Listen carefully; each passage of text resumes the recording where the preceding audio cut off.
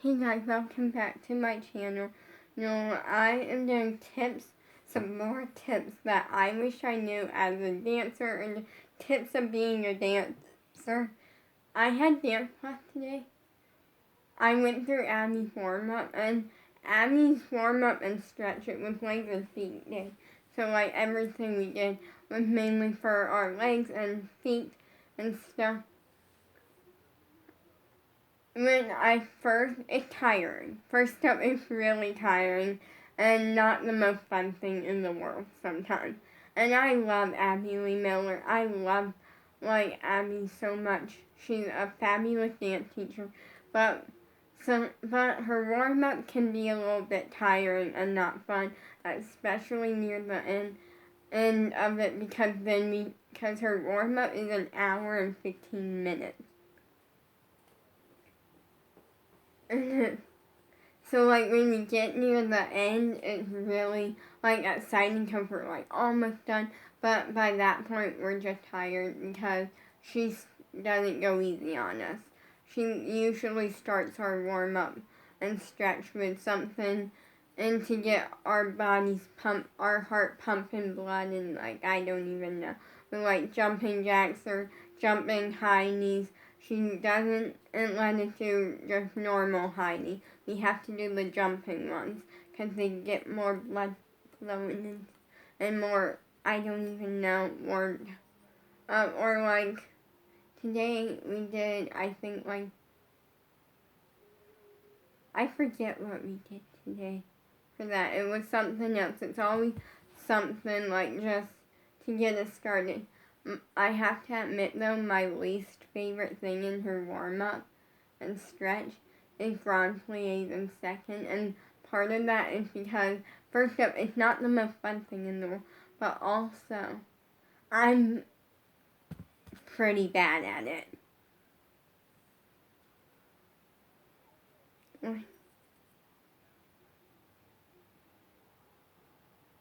I'm pretty bad at it, and it's not that I can't do it, because I definitely can, and I'm actually not too terrible. It's just that going all the way down into a grand plie in second, and I don't have the most waist flexibility. Actually, today, I did something, I was messing around or something, or no, she asked us to do something.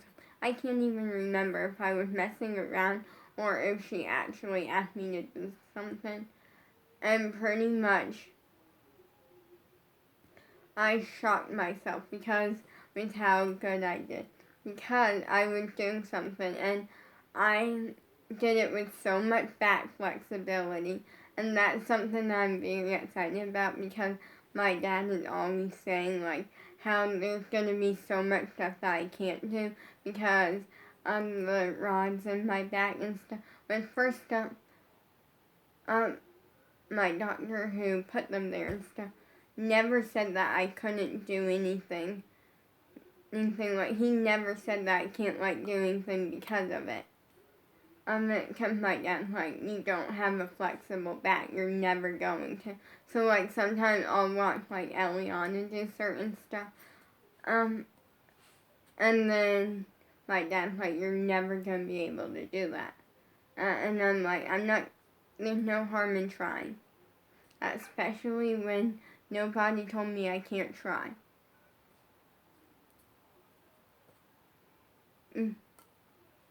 So, yeah, but my dad is always getting on me, and I think, the thing that I was so annoyed about was that the one time that I actually proved to myself that it's something that does involve a lot of back flexibility, and I was just kind of messing around, I think. And it was the one time that my dad was not looking. And I'm ugh.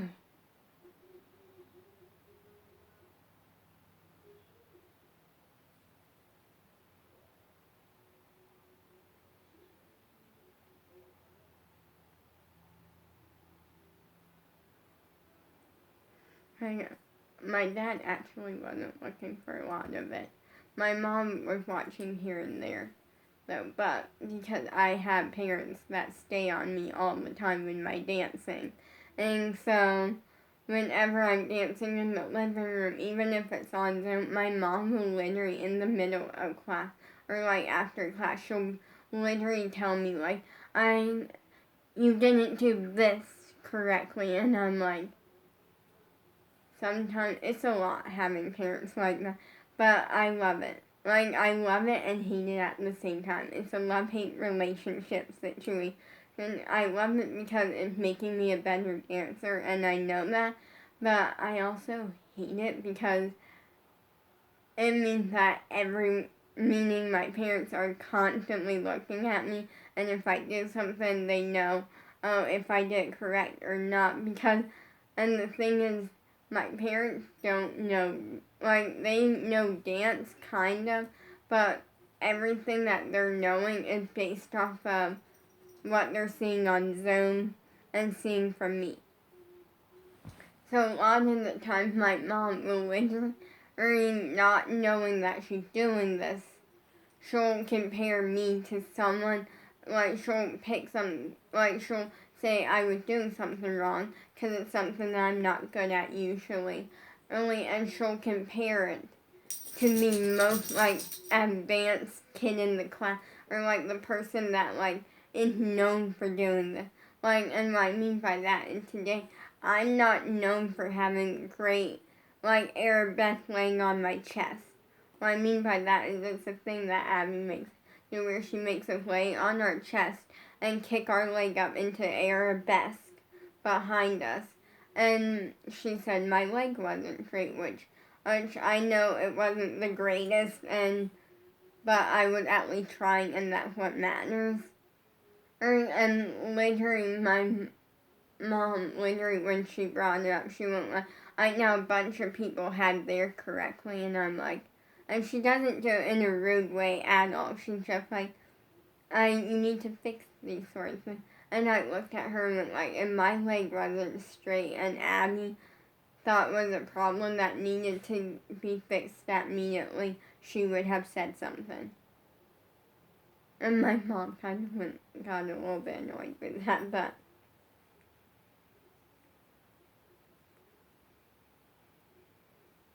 my thing with it is that they never, like, my parents never say, and, like, point it out in class or anything.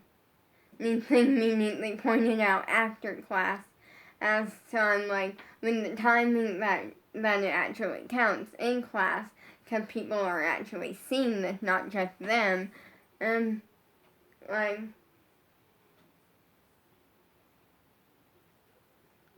that noise that sounds, Sam's in the room, and he's got a Bojangles biscuit. Don't come for us, or don't come for me, because I give my dog human food, me and my family, me and my parents. Yeah, I love you, Sam. He's just looking at me right now, like, how come you're not loving on me? And I'm trying to yawn and sniff the air, just because I want to, and you're not paying attention. But, like, I have parents that are on me. So if I make a mistake and they're seeing it, which is the thing about that I love about acro, and I love doing it back here because acro is an area that is not my area, acro and tumbling, and so I love it because I do it back here because it's safer with the mat and stuff, and also because I am required to do Mondays and Fridays back here, but I choose to do Saturdays, but we didn't get an email for it yesterday, so, okay, come here, Sam. Say hello. No, you look that way, Sam. Look, yeah. No, not look, you don't need to look at me and sniff me. Look at the screen. Sam. I tried to, here. You know the rules, Sam. No sniffing, no Pause, no nothing on the merch.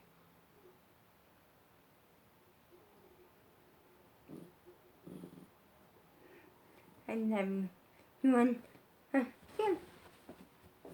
good boy. He had to come say hello. I have rules. I don't let anyone, not even my parents, touch the merch. I only let myself touch it because I love wearing it. But later,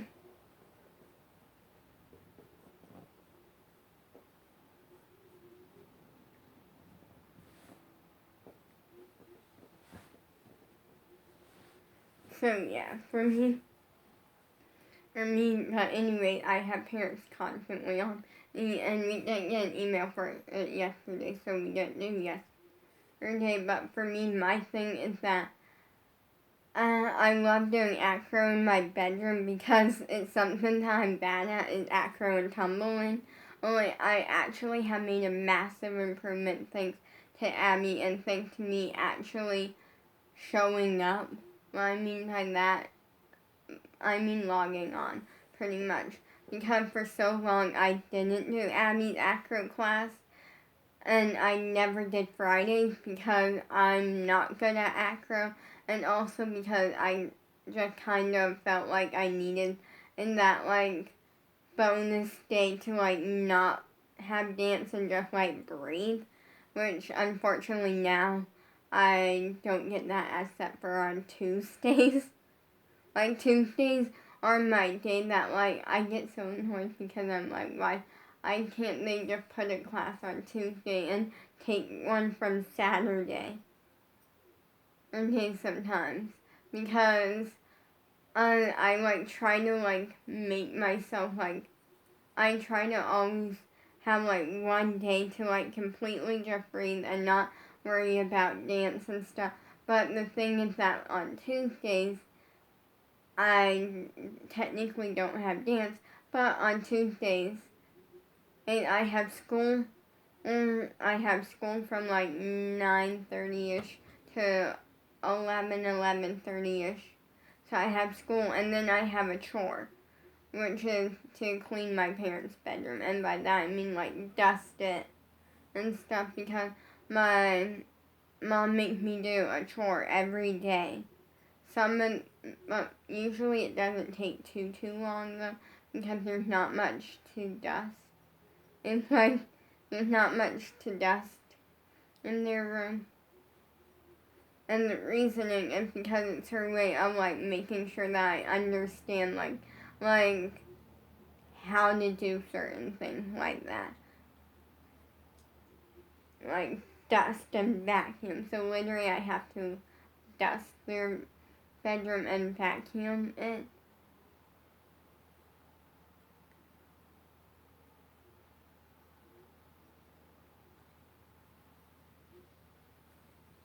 I love you, Sam. But some tips that I wish I knew as a dancer is, the first tip is that for me, getting my right leg splits, like my right leg and left leg split, were a lot easier for me than my straddle and middle splits or side splits come out here. I don't know why. I always mix the two up. And it's like, okay. But like for me, and the reason that I say is a tip is to actually work on it. Like work on it constantly.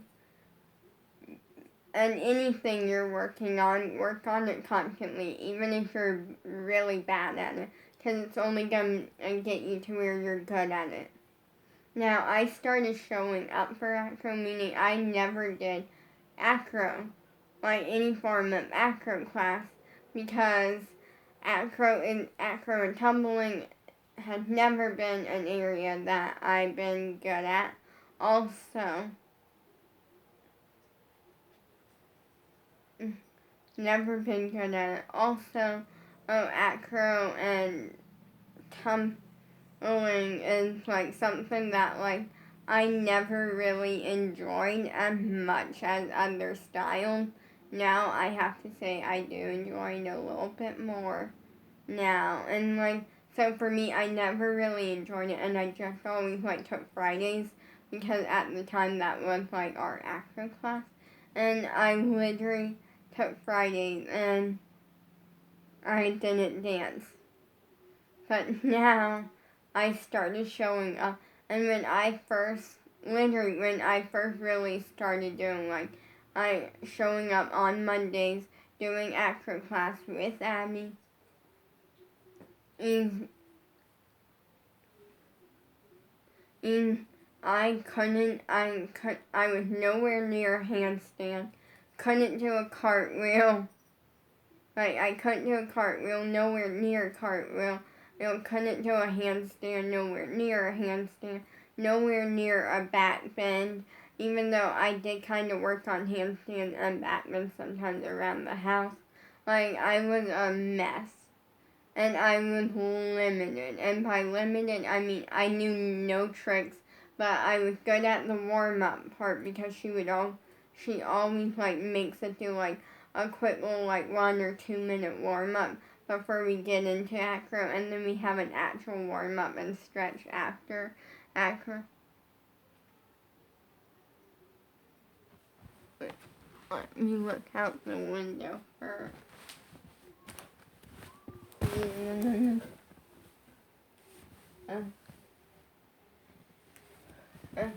But anyway, okay. Nothing's going on, guys. I'm sorry about that. Nothing's going on. Hang on, it's just I looked out the window because I heard sound out there and realized it's just neighbors on a walk. So I was really bad. But now I'm working on one hand. I think tomorrow, I don't know, I'm hoping, but I don't think it will happen. Moving on past one. Okay. Sam has an itch. Here, I'll help you. You want me to scratch your neck? He's like, no, you don't scratch my neck or my ear. I scratch it. Do you have a sneeze? Okay, you good now? Yeah, he's good, apparently. But now I'm doing one-handed cartwheels on my left side almost perfectly. Actually, with the cup of water in my right hand. Like, it's insane because now handstands and back bends. Handstands need a lot of work. Back bends, I can do them with the dance hammock. What I mean by that is my thing, and I know what my thing is. It's not the flexibility with the back bend. That's my problem. It's the weight. It's the weight because the thing is that I'm short. I'm short and small. And what I mean is I'm short pretty much. And kind of on the smaller side because that's considered short. But for me, that's the thing is that I have, I'm flat-footed, like all of this stuff. And for me, my thing is that I'm literally my hand, like here's the sizing of my hand, which is kind of small but also pretty good. I'm living life with them and I'm good. But my thing is balancing out weight. Balancing out weight is something that I struggle with deeply because it's part of why it's not part of why I can't do a handstand, but like for me, I never can push my feet into the ground enough and put most of my weight on that, which some people say don't put your weight, like you gotta balance it out evenly, and I'm like, that doesn't work for me. So I do try that, but my thing is that I put so much more on my hands instead of really pushing my feet in the ground, like I'm a mess with back bends. But with the dance hammock, I do back bends, and it's not the most comfortable thing, but that's because literally it pushes up against my back and stuff, which keeps it going, but also it's like not the most comfortable like thing ever with the dance mix. But I can do it, but do it back then because it takes and does, it basically holds most of the weight. Sam has another age.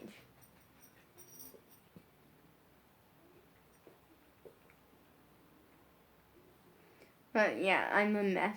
But show up to class is the second tip. Show up. You will improve. You just show up. Whether it involves logging on to Zoom or showing up in person, and show it to class because it can actually help you out a lot.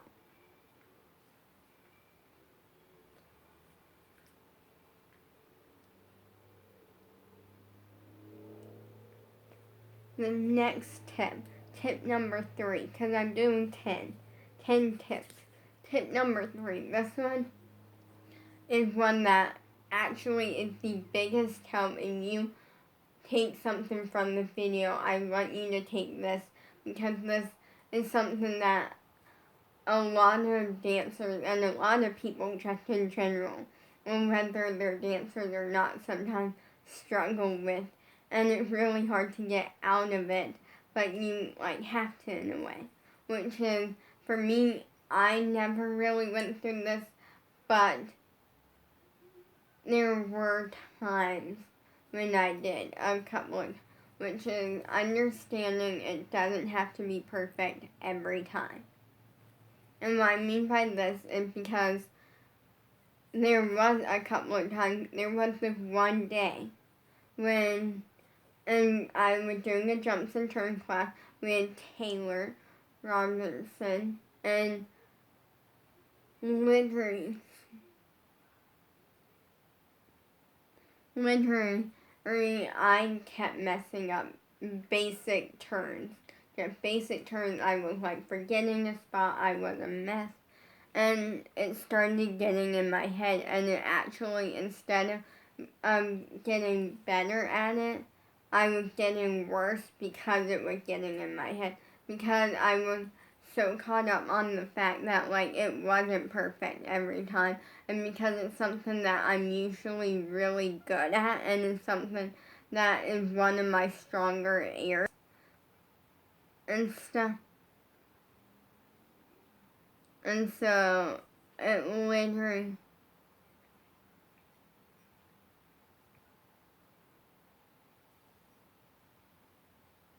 yeah, and so it literally is mess. Literally for me, it was causing me to get worse because I was so caught up on the fact that this is something that I'm really good at. It should be perfect every time. But you just kind of gotta push through that. And that's something that what I did was I made myself understand it's okay. It's generally okay. And I made myself understand that if I need to go back and do something and to kind of help, if I need to put pictures on my wall for spotting, that's what I'm gonna do. And I just made it okay. I figured my way out of it, and then even though it was knocking down to something that I never needed up to that point, it's okay. Tip number 4.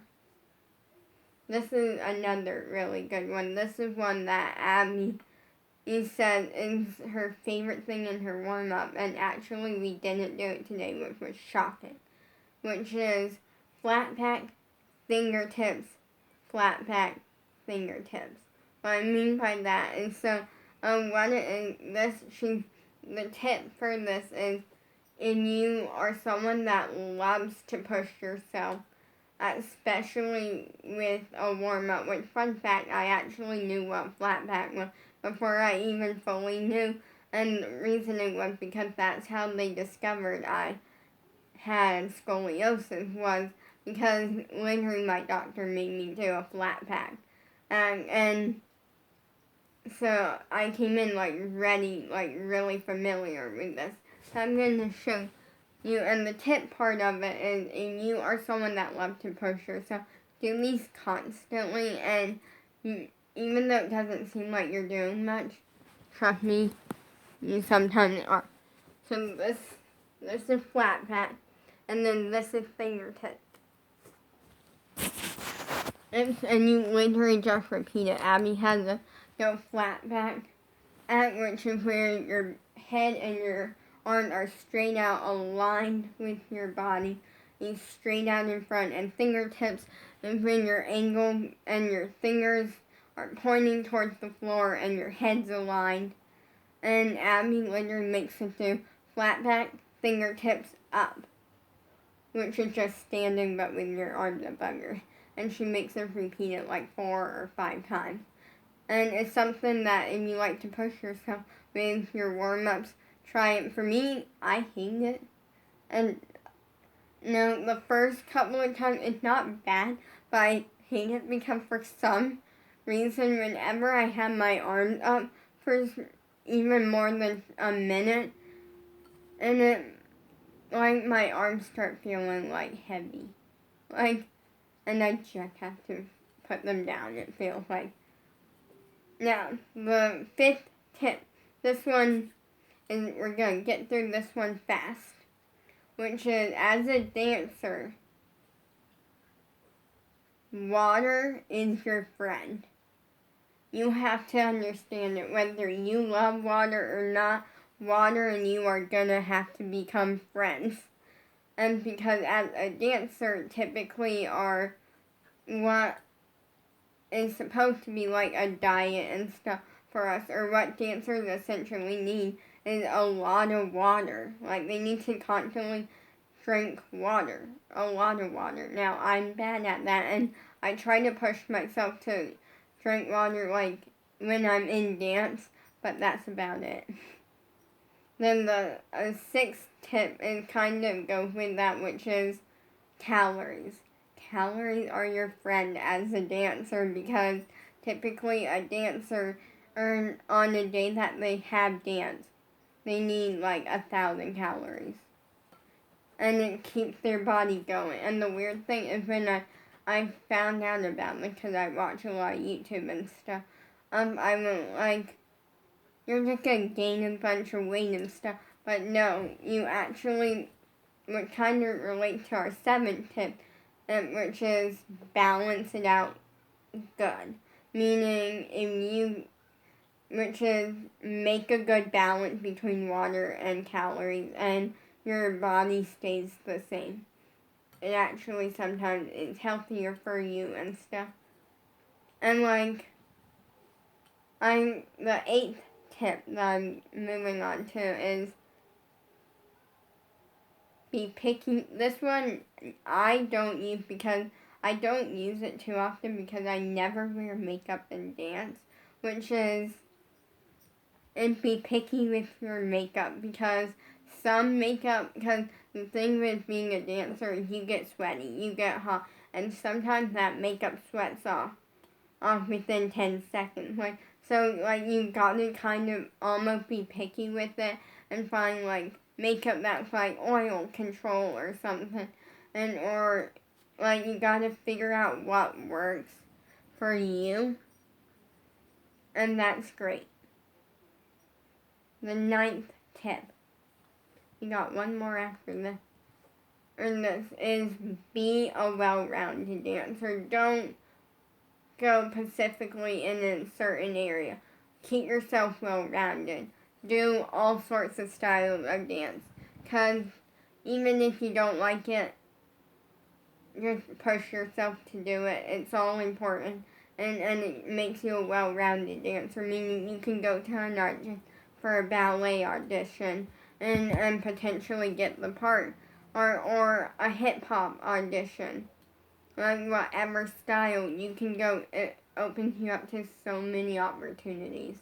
Then the last tip number 10, is find a competitor. Find someone who's slightly better than you or similar to you. Watch yourself, obviously, and make sure you're doing things great, but every once in a while, look at your competitor. I actually have 2 competitors that I chose, and they're both really talented, amazing dancers. And I'm straight up gonna say it, but I'm not going to, actually. I'll say that at their ALDC dancers on Zoom.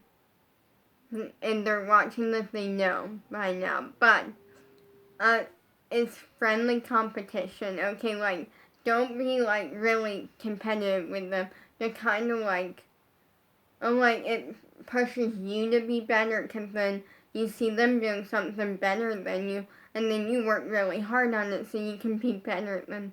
And it's a constant back and forth, so you're helping them, and they're helping you. Peace out.